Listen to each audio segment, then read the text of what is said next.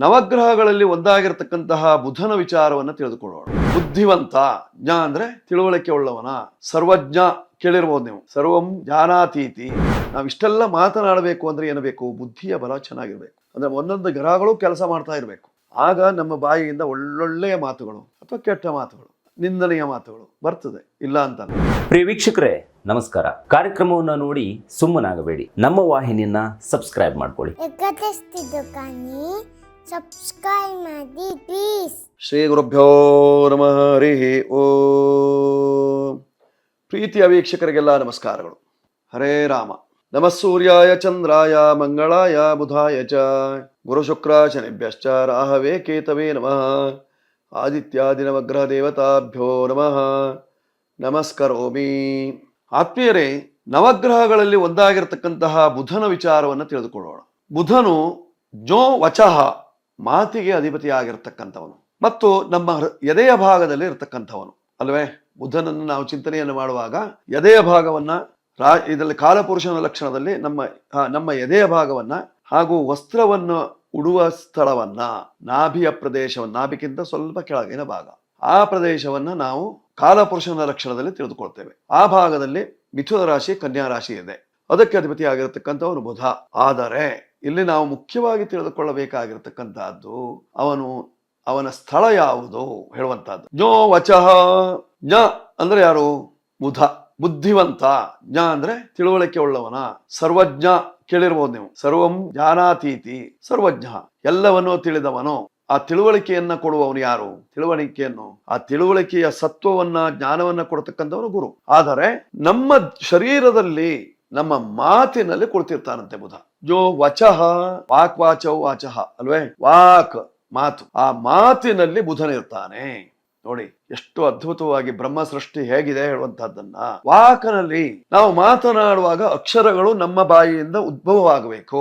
ನಮ್ಮ ಬಾಯಿಯಲ್ಲಿ ನಾಲಿಗೆ ಇದೆ, ಆ ನಾಲಿಗೆಯು ನಮಗೆ ಸರಿಯಾಗಿ ಕೆಲಸ ಮಾಡಬೇಕು. ಆ ನಾಲಿಗೆಯ ಮೂಲಕವಾಗಿ, ಕಂಠದ ಮೂಲಕವಾಗಿ, ನಮಗೆ ತಾಲುವಿನ ಮೂಲಕವಾಗಿ, ದಂತದ ಮೂಲಕವಾಗಿ, ತುಟಿಗಳ ಮೂಲಕವಾಗಿ ನಮಗೆ ಅಕ್ಷರಗಳು ಮೂಡಿ ಬರಬೇಕು. ಆ ಅಕ್ಷರಗಳನ್ನು ಮೂಡಿಸುವಂತಹ ಭಾಗವೇ ಮಾತಿನ ಸ್ಥಾನ, ಬಾಯಿ. ಆ ಬಾಯಿಯ ವಾಕ್, ಮಾತು ಎಲ್ಲಿಂದ ಹೊರಗೆ ಬರ್ತದೆಯೋ ಆ ಭಾಗದಲ್ಲಿ ಬುಧ ಕುಳಿತುಕೊಂಡಿದ್ದಾನಂತೆ. ಆ ಬುಧನ ಆವಾಸ ಸ್ಥಾನ ಯಾವುದು ಅಂದ್ರೆ ಈ ಭಾಗ. ಆದ್ರಿಂದ ನಾವು ಆ ಭಾಗವನ್ನು ಶುದ್ಧವಾಗಿಟ್ಕೊಳ್ಬೇಕು.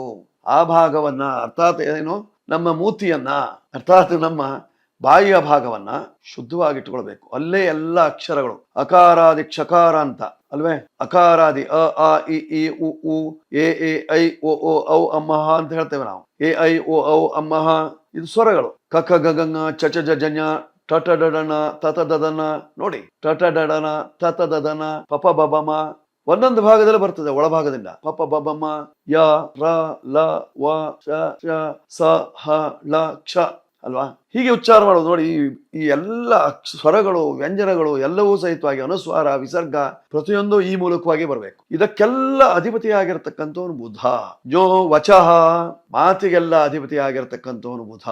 ನಾವಿಷ್ಟೆಲ್ಲ ಮಾತನಾಡಬೇಕು ಅಂದ್ರೆ ಏನು ಬೇಕು? ಬುದ್ಧಿಯ ಬಲ ಚೆನ್ನಾಗಿರ್ಬೇಕು. ಅಂದ್ರೆ ಒಂದೊಂದು ಗ್ರಹಗಳು ಕೆಲಸ ಮಾಡ್ತಾ ಇರಬೇಕು. ಆಗ ನಮ್ಮ ಬಾಯಿಯಿಂದ ಒಳ್ಳೊಳ್ಳೆಯ ಮಾತುಗಳು ಅಥವಾ ಕೆಟ್ಟ ಮಾತುಗಳು, ನಿಂದನೆಯ ಮಾತುಗಳು ಬರ್ತದೆ, ಇಲ್ಲ ಅಂತಲ್ಲ. ಆದ್ರೆ ಒಳ್ಳೊಳ್ಳೆಯ ಮಾತುಗಳು ಬರಬೇಕು. ಒಳ್ಳೊಳ್ಳೆಯವರ ಸಂಪರ್ಕವನ್ನು ಮಾಡಬೇಕು ಅಂದ್ರೆ, ಸಜ್ಜನರ ಸಹವಾಸ ಮಾಡಬೇಕು ಅಂದ್ರೆ ನಮ್ಮ ಮಾತುಗಳೇ ಕಾರಣ.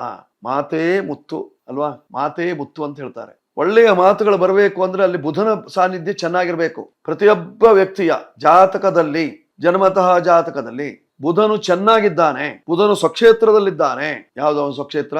ಮಿಥುನ ರಾಶಿ, ಕನ್ಯಾ ರಾಶಿ. ಬುಧನು ಉಚ್ಚನಾಗಿದ್ದಾನೆ. ಯಾವುದು ಉಚ್ಚ ಸ್ಥಾನ?